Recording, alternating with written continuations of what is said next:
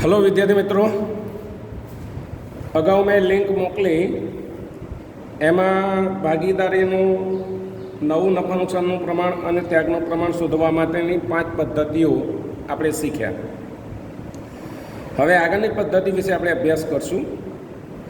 तो छठी पद्धतिमां ज्यारे भागीदार पोताना भागमांथी अमुक भाग नवा भागीदारने भाग आपे तो ते संजोगोमां नवुं नफा नुकसाननुं प्रमाण शोधवानुं ए पद्धति विषे आपणे समज मेळवीए। तो एमां स्वाध्याय 3 नो दाखला नंबर 11 तमारे जोवानो छे। 11मा नंबरनो दाखलो ए अने बी 5:3 ना प्रमाणमां नफो नुकसान वहेंचता भागीदार छे। सी ने तेओ नवा भागीदार तरीके दाखल करे छे। ए तेना भागना 30% અને બી તેના ભાગના 20% સીની તરફેણમાં ત્યાગ કરે છે। એટલે અહીંયા જુઓ, જૂના ભાગીદારો પોતાના નફામાંથી અમુક ભાગ આપે છે, નવા ભાગીદારનો ભાગ આપ્યો નથી। તો તે સંજોગોમાં આપણે જોઈએ તો પહેલાં તો એ અને બીનું જૂનું પ્રમાણ 5:3 છે। એ પોતાના ભાગનો 30% ભાગ, 30% ભાગ એટલે 30/100 લખાય। तो हवे एनो त्याग केटलो? तो एनु जे जूनु प्रमाण छे, जूनु प्रमाण गुण्या त्यागनु प्रमाण। जूनु प्रमाण 5/8 अने एनो त्याग 30/100। तो आ रीते 115/800 अने 6 दूदाड़ी 1580 ए एनो त्याग थयो। एटले 1580 एनो त्याग। ए ज रीते बी पोताना नफामांथी 20% भाग तो 20/100 थाय। तो बीनो त्याग शोधवा माटे एनु जूनु प्रमाण गुण्या त्यागनु प्रमाण એટલે 3/8 ગુણ્યા 20/100 બરાબર 60/800 બરાબર 680 એ એનો ત્યાગ થયો। હવે એ અને બીના ત્યાગનું પ્રમાણ આપણને અહીંયા કેટલું મળ્યું? 1580 અને 680 એટલે છેદ સરખા છે, એટલે 15/6 એટલે 5/2 એમનું ત્યાગનું પ્રમાણ થયું કહેવાય। હવે નફા નુકસાનનું નવું પ્રમાણ શોધીએ। તો નફા નુકસાનનું નવું પ્રમાણ બરાબર જૂનું પ્રમાણ માઇનસ ત્યાગ, જૂનું પ્રમાણ માઇનસ ત્યાગ। તો અહીંયા એનો નવો ભાગ બરાબર 5/8 ઓછા 1580 આપણે અહીંયા જે ત્યાગનું પ્રમાણ શોધ્યું તે। તો અહીંયા છેદમાં 80 લાવવા માટે પહેલાં આપણને 10 વડે ગુણો એટલે 10×5 = 50 - 15 बराबर 35/80 ए एनु नवुं प्रमाण आव्युं कहेवाय। बीनु नवुं प्रमाण 3/8 - 680 एनो त्याग 680 छे।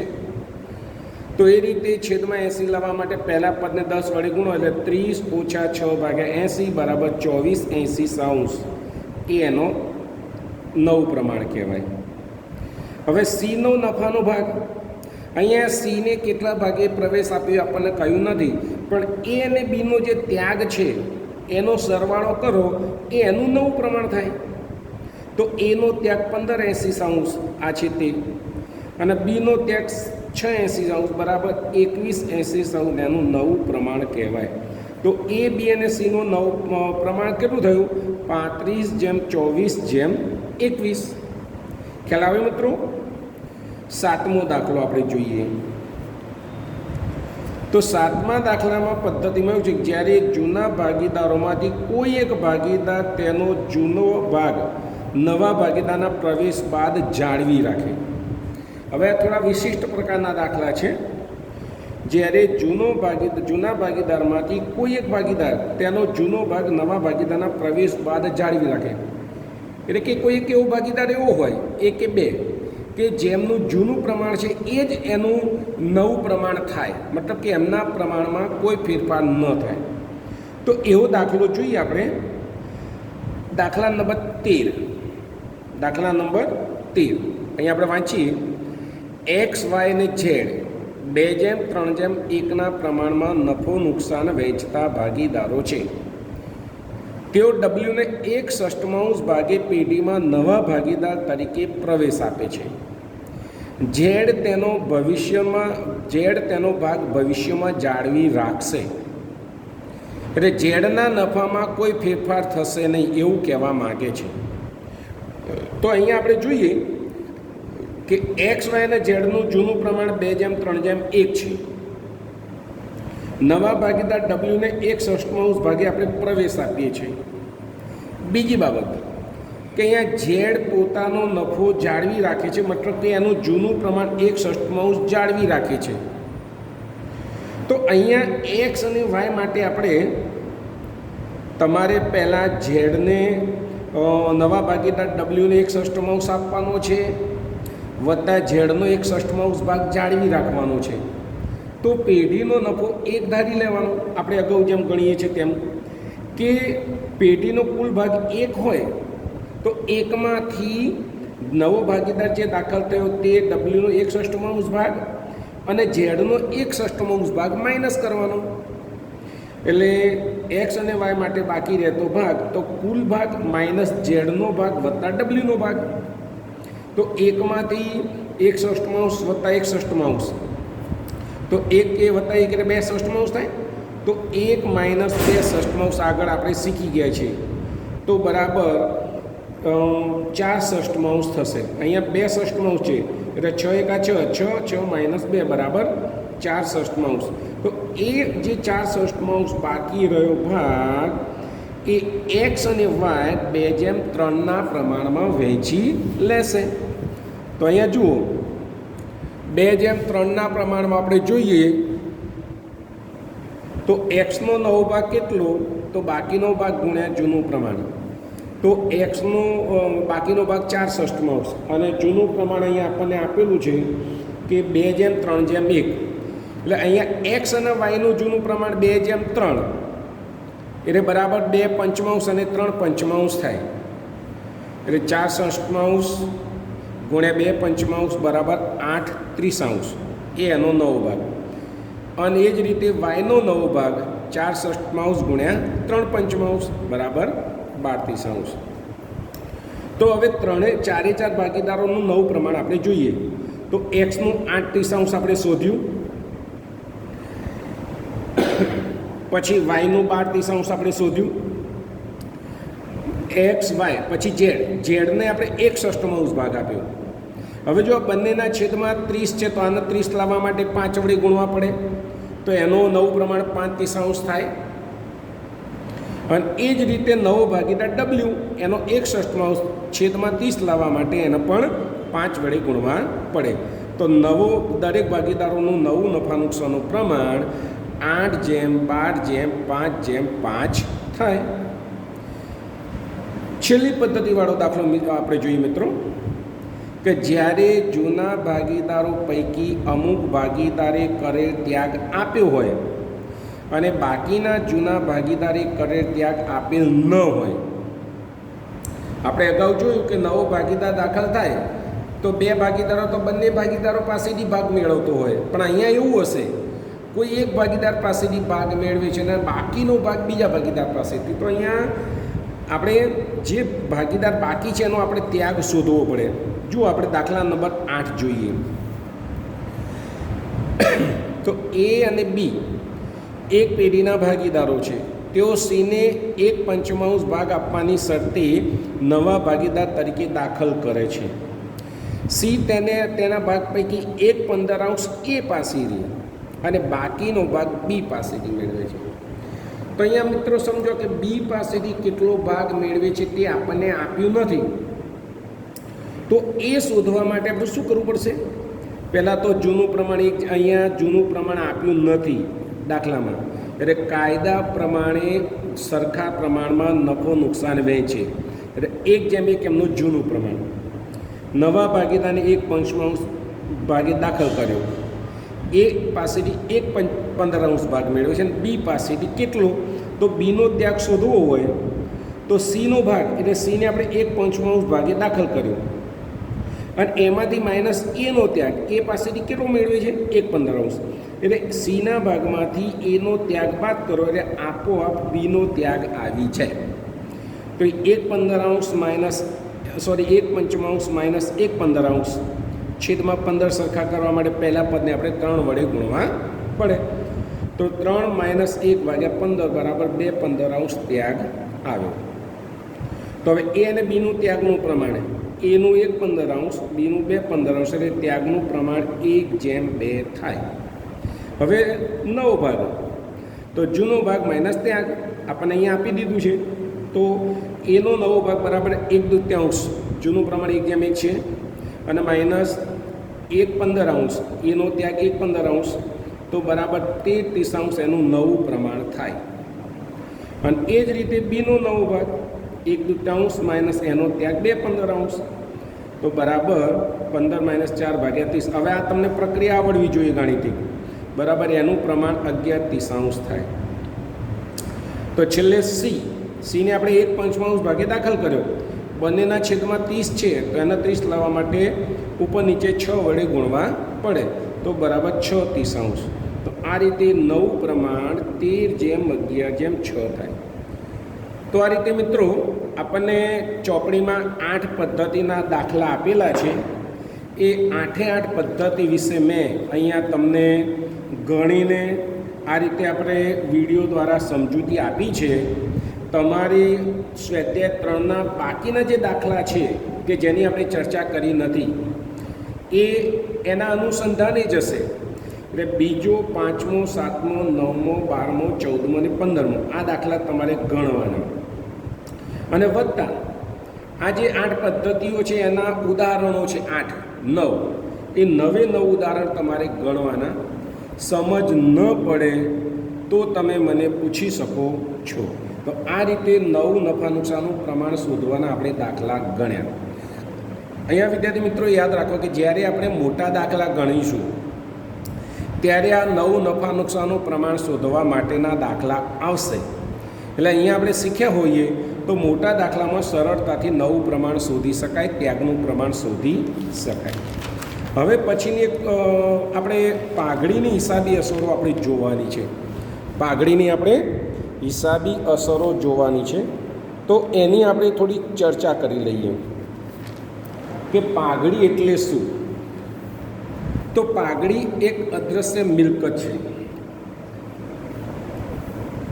સામાન્ય રીતે અધિક નફો કોને કહેવાય આપણે અગાઉ શીખી ગયા છે કે જે પેઢી તેના હરીફો જે સામાન્ય નફો કમાતા હોય એના કરતાં વધારે નફો કમાય તો એને આપણે અધિક નફો તરીકે ઓળખીએ છીએ. અને અધિક નફાના કારણે જ પાઘડી ઉદ્ભવે છે.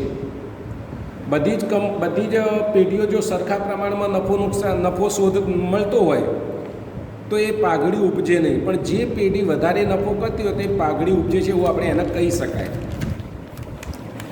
અને બીજું, પાઘડી ઉપજવાનું કારણ બીજું એક પણ ખરું કે જૂના ભાગીદારોએ ભૂતકાળમાં જે કરેલા પ્રયત્નો છે અને એ પ્રયત્નોના પરિણામે બજારમાં ધંધાની શાખ પ્રતિષ્ઠા વધારે હોય તો એના પરિણામે પણ એ પાઘડી ઉદ્ભવે છે. હવે જ્યારે નવો ભાગીદાર પેઢીમાં દાખલ થાય તો જૂના ભાગીદારો પોતાને જે નફો મળે છે એ નફામાંથી અમુક ભાગ નવા ભાગીદારની તરફેણમાં ત્યાગ કરે છે. આપણે આગળના દાખલાઓ જોયા કે ભાઈ નવો ભાગીદાર પ્રવેશ મેળવે છે તો એને અમુક ભાગીદારો પોતાના ભાગમાંથી અમુક ભાગ આપે છે. તો આ સંજોગોમાં જૂના ભાગીદારો જે ત્યાગ કર્યો તો એના બદલા સ્વરૂપે નવા ભાગીદારે તેમને વળતર આપવું પડે. સમજો મિત્રો, આ ખાસ યાદ રાખજો. અને આ વળતરને આપણે પાઘડીનું પ્રીમિયમ તરીકે ઓળખીએ છીએ. પ્રશ્ન પૂછે કે પાઘડીનું પ્રીમિયમ એટલે શું? તો જ્યારે પેઢીમાં કોઈ નવો ભાગીદાર પ્રવેશ મેળવે ત્યારે જૂના ભાગીદારો પોતાના નફામાંથી અમુક ભાગ નવા ભાગીદારને આપે. એના વળતર સ્વરૂપે નવા ભાગીદાર પાસેથી જે પણ રકમ મળે એને આપણે પાઘડીનું પ્રીમિયમ તરીકે ઓળખીએ છીએ. આ યાદ રાખવાનું. હવે જ્યારે નવો ભાગીદાર પ્રવેશ મેળવે છે ત્યારે કેટલીક બાબતો યાદ રાખવી પડે. આપણે જોયું કે નફા નુકસાનનું પ્રમાણમાં ફેરફાર થાય તો કેટલીક વખત એવું બને કે કોઈ ભાગીદાર ત્યાગ ન પણ કરે તો એને પાઘડીની રકમ મળે નહીં. આપણે છેલ્લો દાખલો જોયો કે ભાઈ એક્સ વાય અને ઝેડ પોતાનો નફો જાળવી રાખશે એવું આપણે જોયું. એનો મતલબ કે એને કોઈ ત્યાગ કર્યો નથી. તો નવો ભાગીદાર પાઘડીની રકમ લાવે તો એમાં ઝેડને ભાગ મળે નહીં, કારણ કે એને કોઈ ત્યાગ કર્યો નથી. આ વસ્તુ યાદ રાખવાની મિત્રો, કે જ્યારે નફા નુકસાનના પ્રમાણમાં ફેરફાર થાય અને કોઈ ભાગીદારને ત્યાગ કર્યો ન હોય, મતલબ કે એનો નફામાં કોઈ ફેરફાર ન થાય, તો એને પાઘડીના પ્રીમિયમની રકમ વળતર સ્વરૂપે મળે નહીં. અને બીજી મહત્ત્વની બાબત યાદ રાખવાની કે જ્યારે જૂના ભાગીદારોના નફા નુકસાનમાં પ્રમાણમાં વધારો થાય, કેટલીક વખતે જ્યારે નફા નુકસાનના પ્રમાણમાં ફેરફાર થાય તો એમાં કોઈ જૂનો ભાગીદાર એવો હોય કે એને નફામાં વધારો થાય, એટલે એનો મતલબ કે એને લાભ મળે. એનો શું થાય? લાભ મળે.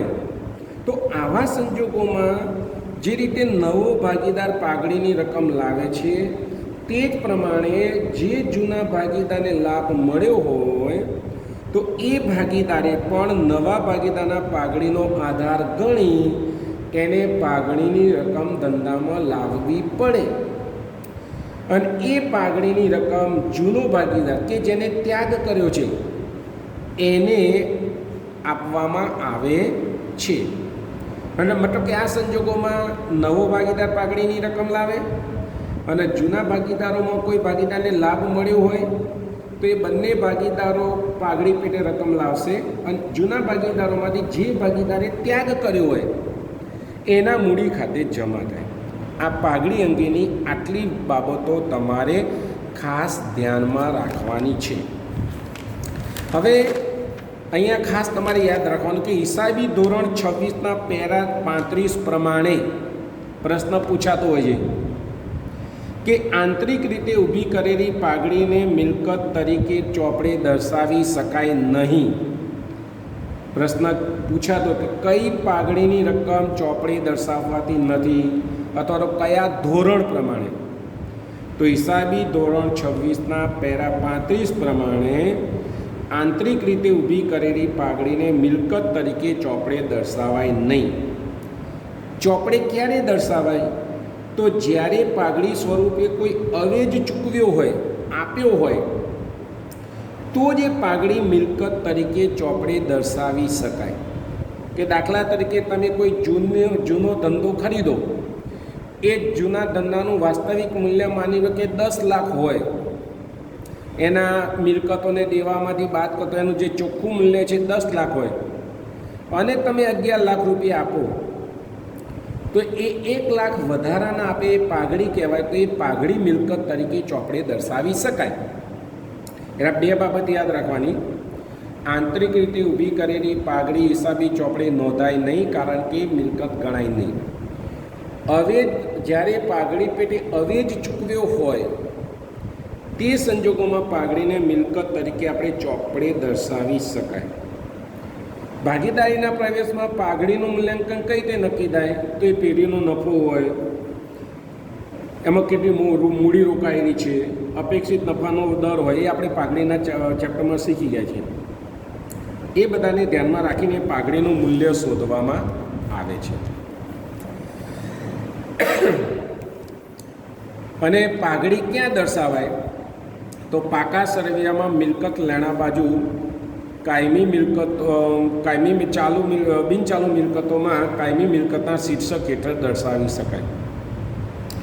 હવે આપણે અહીંયા પાઘડીની હિસાબી અસરોની જુદી જુદી પરિસ્થિતિમાં એની આમનોંધ શું થાય એ આમનોંધ વિશે આપણે સમજ મેળવવાની છે. તો પહેલું, જ્યારે નવા ભાગીદાર દ્વારા ખાનગી રીતે પાઘડી આપવામાં આવે ત્યારે, એટલે પેઢીની બહાર સીધું જૂના ભાગીદારોને પાઘડી પેટે રકમ ચૂકવી દે નવો ભાગીદાર, તો એની પેઢીના ચોપડે કોઈ અસર થાય નહીં. બીજી પદ્ધતિ કે જ્યારે નવો ભાગીદાર તેના ભાગની પાઘડીની પ્રીમિયમની રકમ રોકડમાં કે અન્ય સ્વરૂપે લાવે તો તે ધંધામાં રાખી મૂકવામાં આવે. તો તે સંજોગોમાં શું આમ ન થાય?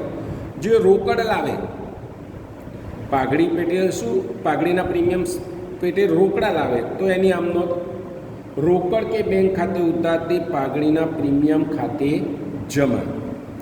અને જો રોકડ સિવાય કોઈ મિલકત લાવે, મકાન લાવે, મોટર કાર લાવે કે અન્ય કોઈ મિલકત લાવે તો તે સંજોગોમાં એની આમ નોંધ એવી થાય કે જમીન મકાન ખાતે ઉધાર, મોટર કાર ખાતે ઉધાર અને મિલકત ખાતે ઉધાર તે પાઘડીના પ્રીમિયમ ખાતે જમા. આ બંનેની સંયુક્ત આમ નોંધ લખી શકાય. જો નવો ભાગીદાર રોકડ પણ લાવ્યો હોય અને અન્ય કોઈ મિલકત પણ લાવ્યો હોય તો એ સંજોગોમાં રોકડ કે બેંક ખાતે ઉધાર, મોટર કાર ખાતે ઉધાર, જમીન મકાન ખાતે ઉધાર અને મિલકત ખાતે ઉધાર તે પાઘડીના પ્રીમિયમ ખાતે જમા. આ રીતે એની આમ નોંધ થાય. પછી પાઘડીના પ્રીમિયમની જે રકમ નવો ભાગીદાર લાવ્યો એ પાઘડીના પ્રીમિયમની રકમ જૂના ભાગીદારો એમના ત્યાગના પ્રમાણમાં વહેંચી લેશે. એમના ત્યાગના પ્રમાણમાં વહેંચી લેશે. તો તે સંજોગમાં શું આમ નોંધ થાય? તો અગાઉ જે પાઘડીના પ્રીમિયમ ખાતે જમા કર્યા એ પાઘડીના પ્રીમિયમ ખાતે ઉધારવાના. પાઘડીના પ્રીમિયમ ખાતે ઉધાર તે જૂના ભાગીદારના મૂડી કે ચાલુ ખાતે જમા. જો નવા ભાગીદારના પ્રવેશ સમયે જૂના ભાગીદારને લાભ થયો હોય, આપણે આગળ જોઈ ગયા, મેં કહ્યું કે જ્યારે નફા નુકસાનનું પ્રમાણમાં ફેરફાર થાય ત્યારે કોઈ જૂના ભાગીદારને લાભ થાય તો તે સંજોગોમાં આમ નોંધ આ રીતે થાય કે પાઘડીના પ્રીમિયમ ખાતે ઉધાર જૂના ભાગીદારના મૂડી કે ચાલુ ખાતે ઉધાર એટલે કે લાભ મેળવનાર તે જૂના ભાગીદાર ત્યાગ કરનારના મૂડી કે ચાલુ ખાતે જમા. નોંધ યાદ રાખો, નવા ભાગીદારના પ્રવેશ વખતે પેઢીના ચોપડે પાઘડી આપેલ હોય તો તે પાઘડી જૂના ભાગીદારોના મૂડી ખાતે કે ચાલુ ખાતે જૂના પ્રમાણમાં માંડી વાળવામાં આવે. આ મિત્રો યાદ રાખજો, આપણે જ્યારે પણ મોટા દાખલા ગણશું ત્યારે પેઢીના ચોપડે જૂની પાઘડી આપી હોય તો એ જૂના ભાગીદારોના મૂડી ખાતે કે ચાલુ ખાતે જૂના પ્રમાણમાં માંડી વાળવાના. ચાલુ ખાતે ક્યારે આવે કે જો દાખલામાં ચાલુ ખાતા આપ્યા હોય તો, નહીંતર મૂડી ખાતે. તો એ સંજોગોમાં આમનો શું થાય? જૂના ભાગીદારોના મૂડી કે ચાલુ ખાતે ઉધાર તે પાઘડી ખાતે જમા. પછી જ્યારે નવો ભાગીદાર તેના ભાગની પાઘડીની પ્રીમિયમની રોકડ સ્વરૂપે લાવે અને જૂના ભાગીદારને તેમને મળેલ પાઘડીની રકમ રોકડમાંથી ઉપાડી જાય. અગાઉ આપણે જે જોયું તે કે રોકડમાં લાવે તો રોકડ કે બેંક ખાતે ઉધાર તે પાઘડીના પ્રીમિયમ ખાતે જમા. અને એ જૂના ભાગીદારો ઉપાડી જાય ત્યાગના પ્રમાણમાં. પાઘડીના પ્રીમિયમની રકમ જૂના ભાગીદારોના મૂડી ખાતે ત્યાગના પ્રમાણમાં જમા થાય. તો પાઘડીના પ્રીમિયમ ખાતે ઉધાર તે જૂના ભાગીદારના મૂડી ખાતે કે ચાલુ ખાતે જમા. પછી એક એ છે કે જ્યારે નવો ભાગીદાર તેના ભાગની પાઘડીની પ્રીમિયમની રકમ રોકડમાં ન લાવે. આ અગાઉના દાખલામાં એવું છે કે નવો ભાગીદાર રોકડમાં લાવે છે, પણ જો રોકડમાં ન લાવે તો એની સીધી આમ ન થાય કે નવા ભાગીદારના મૂડી ખાતે ઉધાર તે જૂના ભાગીદારોના મૂડી ખાતે જમા. એટલે અહીંયા પાઘડીના પ્રીમિયમ ખાતે અસર આપવામાં આવશે નહીં. પછી પાંચમી પદ્ધતિ કે જ્યારે નવો ભાગીદાર તેના ભાગની પાઘડીની પ્રીમિયમની રકમ અંશત રોકડમાં લાવે. માની લો કે એના ભાગની પાઘડી 36,000 હોય, 16,000 રોકડા લાવે છે અને બાકીના રોકડા લાવતો નથી, તો તે સંજોગોમાં શું આમ ન થાય? પહેલાં તો નવો ભાગીદાર પોતાના ભાગની રોકડમાં લાવે, મૂડીને બને તો રોકડ ખાતે ઉધાર તે નવા ભાગીદારના મૂડી ખાતે તે પાઘડીના પ્રીમિયમ ખાતે. અને પછી રોકડમાં લાવ્યો નથી તે નવા ભાગીદારના મૂડી ખાતે તે જૂના ભાગીદારના મૂડી ખાતે. જે રોકડમાં ન લાવ્યો હોય, આપણે કહ્યું કે 36,000માં 16,000 રોકડા લાવ્યો તો એ રોકડ ખાતે અહીંયા આવશે અને અહીંયા 20,000 રૂપિયા નવા ભાગીદારના મૂડી ખાતે ઉધાર તે જૂના ભાગીદારના મૂડી ખાતે જમા. તો અને છેલ્લે પાઘડીનું મૂલ્યાંકન ભાગીદારોની મૂડી પરથી કરવામાં આવે. આ જ્યારે આપણે દાખલો ગણશું ત્યારે ખ્યાલ આવશે, પણ એની આમનોંધ એવી થાય કે નવા ભાગીદારના મૂડી ખાતે ઉધાર તે જૂના ભાગીદારના મૂડી ખાતે જમા. તો વિદ્યાર્થી મિત્રો, આ જે આમનોંધ છે એ પહેલાં આમનોંધો તમારે સમજી લેવાની છે, તૈયાર કરવાની છે. હું તમને નોટ્સ મોકલાવું છું અને પછી પાઘડીના જે દાખલા છે એ પાઘડીના દાખલાઓ આપણે આ જ રીતે વિડીયો બનાવીને તમને હું અહીંયાથી સમજાવીશ. તો આ રીતે અહીંયા આપણે નફા નુકસાનના બાકીના પ્રમાણના દાખલા શું આપણે શીખી લીધા. પાઘડી અંગેની જરૂરી જે સમજ છે અને જરૂરી આમનોંધો છે એ આમનોંધ વિશેની આપણે સમજ મેળવી. પછી હવે બાકીનું જે આપણે દાખલા છે પાઘડી અંગેના એ આપણે અગાઉના વિડીયોમાં જોઈશું. અસ્તુ.